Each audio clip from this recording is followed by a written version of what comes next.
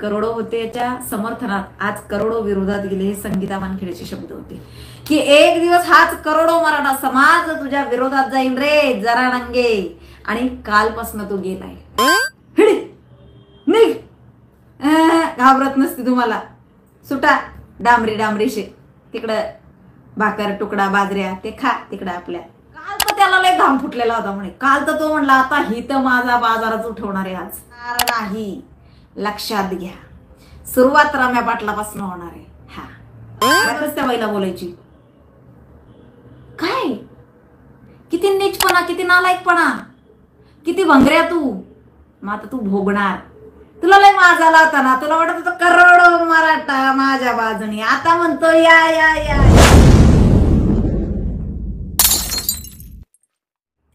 की ताई तुम्ही म्हणत होत्या की एक दिवस सगळी लोक याला डावलणार आहेत आणि कसं काय की बाई खरं ठरलं. असं साडेमावशींचं कालचं मेसेज होता मला. आणि हो माहिती नाही काय, मलाही आता थोडं समाजाबद्दल नाही का शंका यायला लागली बरं का, की काय आहे असं मी बोललेली सगळ्या गोष्टी खऱ्या घडतायत.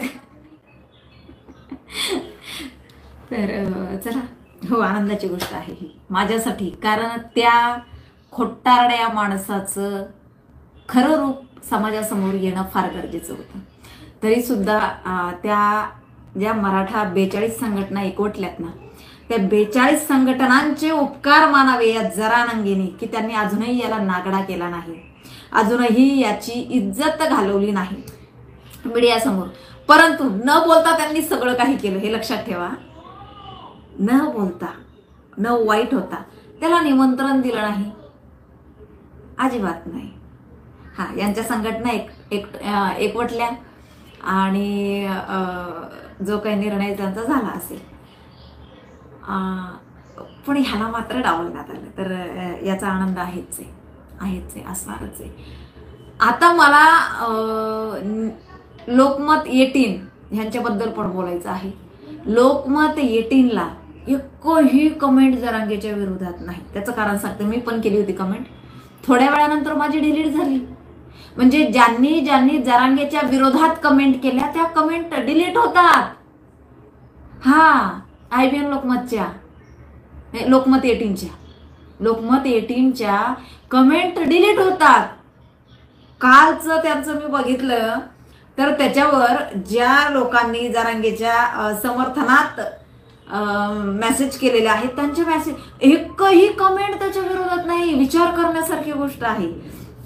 आणि मला थोडंसं वेगळं वाटलं, मी केली बरं का कमेंट, आणि नंतर परत जाऊन बघितलं मी, ती माझी कमेंटच नाही.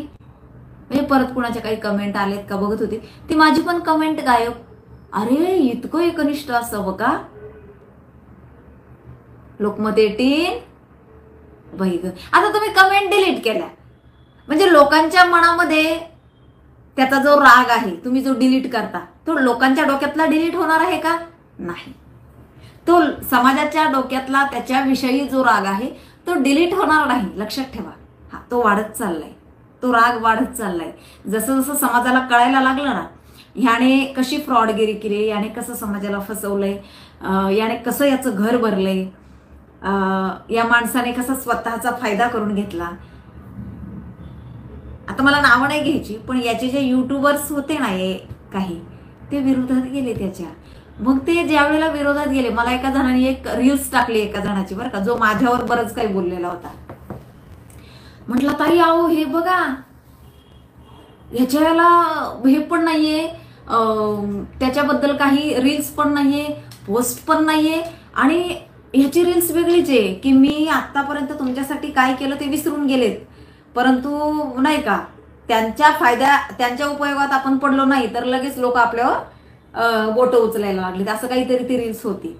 आणि मग मी ते आपलं खाली बघत बघत बघत गेले, सगळ्या रील्स डिलीट केलेल्या अगोदरच्या, ह्याच्या समर्थनात टाकलेल्या. अरे म्हटलं, म्हणजे काय झालं, मला राग नाही त्या व्यक्तीवर, त्यांचे डोळे उघडलेत ना, हे फार महत्वाचं. हा, समाजाला जे या माणसाने आंधळ करून ठेवलं होतं, आंधळ केलं होतं, समाजाचे डोळे उघडले, समाजाला दिसायला लागलं, हे फार महत्वाचं, हे फार महत्वाचं. आणि ते होतंय, ते घडतंय. त्याच्यामुळे चला आनंदच आहे की समाज माझा जागा झालाय. या माणसाने जे काय गुंगीचं औषध पाजलं होतं त्या गुंगीमधनं माझा समाज बाहेर पडतोय.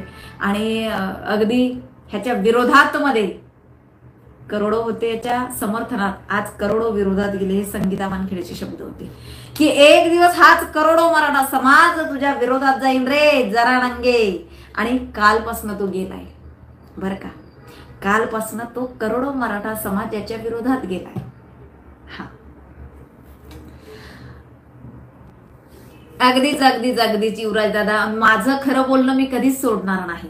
अगदी माझ्या मानेवर सुरी ठेवली तरी. आता याची जी आहेत ना पेड टीम, पेड थोडीफार ती पेड टीम जे आहे लाभार्थी टीम, ती नाही का खोटे नाटे अकाउंट, खोटे अकाउंट काढून, फेक अकाउंट काढून माझे मला फार याला फेसबुकला हे सुद्धा टाकतात बरं का धमक्या की बघ आता तुझे फोटो एडिट करून कसा तुला घोडा लावतो इंस्टाग्रामला, असं पण बोलतात. बघ आता तुझे व्हिडिओ, तुझे फोटो ना एडिट करून कसे तुझ्या रील्स बनवतो, अशा मला खुलेआम धमक्या चालू आहे. याला सुद्धा फेसबुकला सुद्धा मेसेंजरला येऊन मला धमक्या चालू आहेत. पण तुमच्या बापाला पण संगीता वानखेडे घाबरत नसते अरे. हा तुमचा दादा, नाना, अब्बाचा अब्बा जरी आला ना, हा औरंगजेबचा बाप शहाजहान तो जरी आला ना, फरक नाही पडत. तुम्ही मुघलांच्या अवलादी, तुम्हाला भिणारी संगीता वानखेडे होय, हिडी निघ, घाबरत नसते तुम्हाला. सुटा डांबरी डांबरीशे तिकडं भाकर तुकडा बाजऱ्या ते खा तिकडं आपल्या जरा नंगे बाबा सोबत जा. हा तिकडे जा. संगीता वानखेडेला नका तुम्ही रे. संपवलं एका बाईने, एवढं लक्षात ठेवा. तुम्ही माना नका मानू, पण संपवलं एका बाईने. आणि म्हणून त्या बाईला बदनाम करण्यासाठी अशी यंत्रणा लावलेली आहे, काय सांगायचं. यंत्रणाला जबर लावलेली बघा माग. अशी यंत्रणा लावलेली ना की ते दररोजच्या माझ्या 10-15 रील्स बनवतात माझे चेहरे लावून. त्याला दररोजच्या माझ्या 10-15 रील्स बनवतात. परवा तर मला कोणाचा तरी फोन आला की ताई फार वेगळ्या याच्यावर सुद्धा तुमच्या रील्स आम्हाला बघायला भेटल्या, माफ करा म्हटले. तुम्ही आम्हाला म्हणाल की तुम्ही तिकडे कशाला बघायला गेलेत, पण आम्हाला माफ करा. आणि त्यांनी फेक अकाउंट काढून मला हे मेसेज टाकले. म्हटलं मला फरकच पडत नाही, मी ती नाही हे मला माहिती आहे. मला काय फरक पडणार आहे, काय करायचं यांना ते करू दे. हा पण एवढं लक्षात ठेवा, पुन्हा एकदा सांगते, या देशाला संविधान लागू आहे बरं का. हा या देशाला संविधान लागू आहे डॉक्टर बाबासाहेब आंबेडकरांचं. आणि त्या बापाला, सगळ्यांच्या बापाला भ्यावंच लागतं. तो बाप आहे ना संविधान लिहिणारा, लय खतरनाक आहे, लय व्याख्या करतो. त्यामुळं अगदीच युवराज दादा अशा धमक्यांना घाबरणारी संगीता वानखेडे नाहीये. हा हे तुम्हाला माहिती. परंतु मी केलेलं मात्र एक वक्तव्य खरं बरं का. काल तर त्याला लय घाम फुटलेला होता म्हणे. काल तर तो म्हणला आता ही तर माझा बाजारच उठवणार आहे आज. पण काल त्याचं नशीब लय भारी की काल मी लाईव्हच झाली नाही. माझी फार महत्वाची मीटिंग होती काल आणि त्यामुळे त्या मीटिंगला गेलेली होती मी बाहेर. आणि त्यामुळं उशीर झाला मला यायला. आणि काय लाईव्हच झाली नाही का. तर तो खुश होता काल. त्याच्या डोक्यात असं हे घाबरली, व्हिडिओ बनवतो आपण तर कदाचित घाबरली. ते दररोज असे खतरनाक व्हिडिओ बनवतायत माझे. दररोज त्याला इतकं घाण त्याच्यावर टाकतायत. मला नाही फरक पडत त्याचा, कारण मी या पृथ्वी तलावर 2च जीव जन्माला आलेले आहेत, एक नर आणि एक मादी. बरोबर. मग मादी जी आहे ना ती माय पण आहे. हा ती मादी जी आहे ना ती माय आहे, ती बहीण आहे, सगळे काही नाते आहेत तिचे. तुम्हाला जन्म देणारी पण मायच आहे. आणि ज्या वेळेला तुमच्या मायला कळेल नाही की तुम्ही इतकं घाण कृत्य करत होते, त्यावेळेला ती थुकेल, तिच्या कोकवर थुकेल की यांनी माझ्या पोटी जन्म घेतलाय का, असल्या घाणरड्या नालायक मुलाला मी जन्म दिलाय का. हा तिला आहे ना, तिला पश्चाताप होईल तिच्यावर की मी इतका नीच मुलगा जन्माला घातला का. हे सुद्धा संगीता वानखेडेचे शब्द आहेत. एक सुद्धा सोडणार नाही आणि एकाला सुद्धा सोडणार नाही.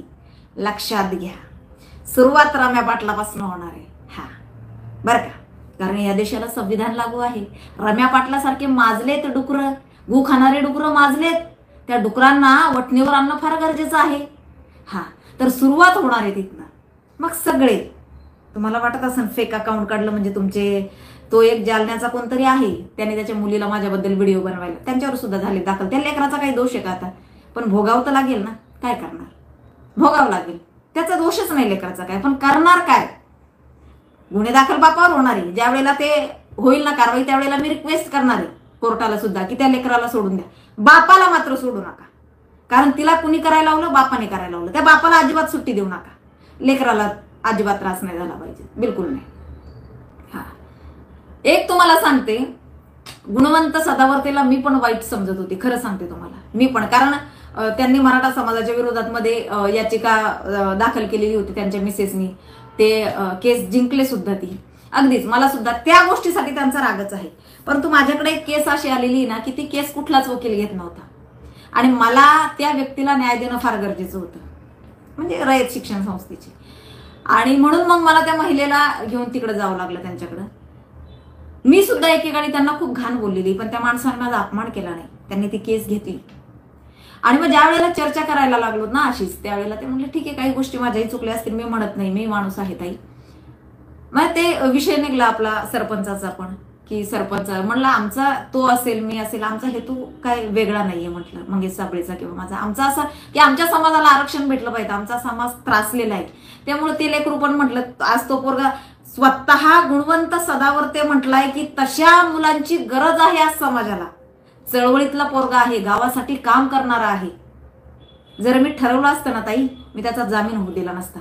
परंतु मी त्याच्या आईचा व्हिडिओ बघितला, TV9ला त्याच्या आईचं बाईट होती आणि ती बघितली, ती माऊली रडताना बघितलं, मला फार वाईट वाटलं. मी नाही म्हटले काय, ताणून नाही धरले जास्त, आणि त्याला त्याचा जामीन मी होऊ दिला. म्हणजे काय तर बऱ्याच लोकांना ह्या अशा माणसांची जाण आहे की जे चळवळीतले आहेत, काम करतायत. आणि सांगण्याचा उद्देश काय की याने काय केलं, फक्त याने वापर करून घेतला. सांगा ना, त्यावेळेला त्याने सुद्धा काय केलं मंगेश साबळेने, की बाबा तिथं त्याने एवढा जीव फार धोक्यात टाकून तिथं त्याने त्या गाड्या तोडल्यात. कदाचित त्या रागाच्या भरात जर एखादा बाबा त्याचा सिक्युरिटी असता सदावर्तीचा किंवा काय, त्याला तो मध्ये आला असता किंवा त्याला एखादा दगड लागला असता, किती बाराच्या भावात गेला असतं ते लेकरू. परंतु सुदैवाने तसं काही घडलं नाही, फक्त त्यांनी गाड्याच तोडल्या त्याच्या. आणि विषय असा झाला की म्हणजे काय झालं की बाबा ते सुदैवाने वाचलं. पण हा बाबा काय म्हणतो, ज्या वेळेला मीडिया याच्याकडे जाते त्यावेळेला तो म्हणतो मला माहित नाही ते आमचे पोरं आहेत की नाही हेच माहित नाही आम्हाला. किती नीचपणा करावा. म्हणजे कुणीतरी आता श्रेय घेतं का? काय गरज बोल. मला पहिला बोलला की भुजबळाच्या बद्दल बोल, स्वतः फेसबुकवर कॉल करून, आणि नंतर म्हणतो की असं कुठं बोलणं असतं का, काय गरज त्या बाईला बोलायची. काय किती नीचपणा, किती नालायकपणा, किती भंगऱ्या तू. मग आता तू भोगणार. तुला लय माज आला होता ना, तुला वाटत होतं करोडो मराठा माझ्या बाजूनी. आता म्हणतो या या या या या कुठे या, छत्रपती भवनला या, मला तुमच्या समस्या सोडवायच्या आहेत. छत्रपती भवनला या. ग्रामीण भागातनं प्रत्येक गावातनं एक यावंच लागतं. कशाला, गरज नाही त्या लोकांना. फडणवीसचं सरकार आहे आणि ते सरकार न्याय देणार आहे हे ग्रामीण भागातल्या प्रत्येक घरातल्या माणसाला आता माहिती झालेलं आहे.